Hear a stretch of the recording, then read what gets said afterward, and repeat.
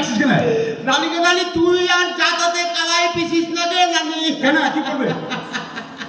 ওরে বাপরে নানি তোকে আর কষ্ট করতে হবে না, কালাই কোটা লিয়ে কেন নিয়ে এলে কি করবে রে ভাই কহ তো?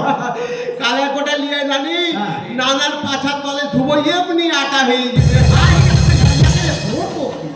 আর ভাই শোন, ওকে মানে কোন জাতা গুলা না চেটেছি। আরে ভাই শোন, তুই নাচছিস তো? হ্যাঁ। তোর দেখে আমি অনুকরণ করতে আর ঢং হয় না। হ্যাঁ। তখন ওগুলো মানা গুলো আছে। শোনো না, শ্রী মানে কি জানো? শ্রী মানে কি জানো? সুন্দর। সুন্দর। আর পুর মানে পুর। তুই হ্যাঁ তুই কহ। পুর মানে নগর। শ্রীপুর মানে সুন্দর নগর। ঐতিহ্যবাহী শ্রীপুর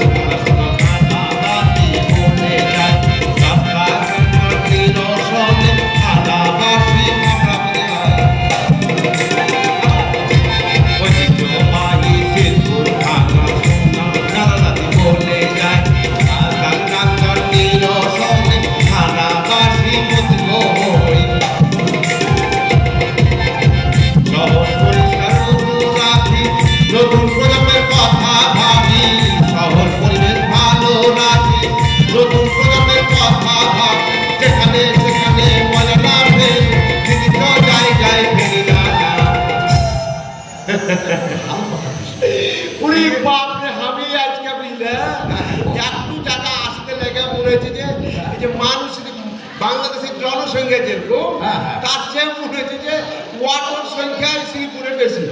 কথা ঠিক বলছিস। এত ওয়াটো আজ কি করবে যে বিদেশ গেছে বুঝলা, যে ও 5-10 বছর কাজ কাম করছে দিয়ে আসে সালাকে একটা ওয়াটো ধরে নিয়েছে। দিয়ে আবার রাস্তাঘাটে কোনো নিয়ম কানুন জানে না, যেখানে সেখানে চলে গেছে, দিয়ে খতম করে জামটাকে ধুয়ে দিয়েছে। মানে রাস্তাকে ব্লক করে মাল করছে। আচ্ছা কহ কি করতে হবে? যাই হোক এগুলাকে মানে নিজে সচেতন হয়ে প্রতিজ্ঞ হইতে হবে যে আমরা যানজটে পড়বো না, যানজট করতে দেবো না। যার একটা কথা, হ্যাঁ এই যে পরিষ্কার পরিচ্ছন্নতা, এটা হলো একটা ইমানের পথ। আমরা যেখানে সেখানে ময়লা আবর্জনা মোটে করি না। ভাই আর একটা নির্দিষ্ট জায়গা আছে।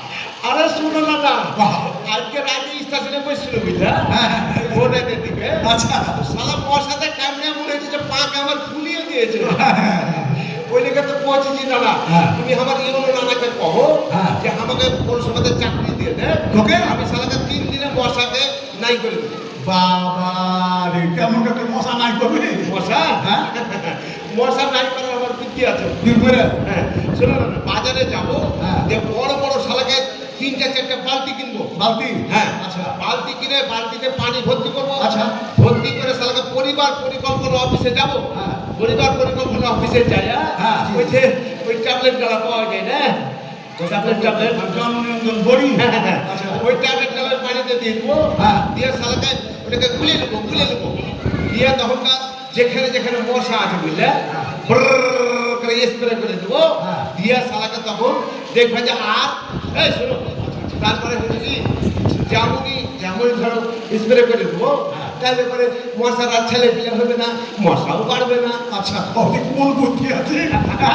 মশাকে জননিয়ন্ত্রণ পরিস্থিতি হ্যাঁ তো ওরা দাঁড়িয়ে গেলে কি করতে হবে? আর এটা পরিষ্কার পরিচ্ছন্ন করলে মশা বাসা করতে পারবে না। হ্যাঁ।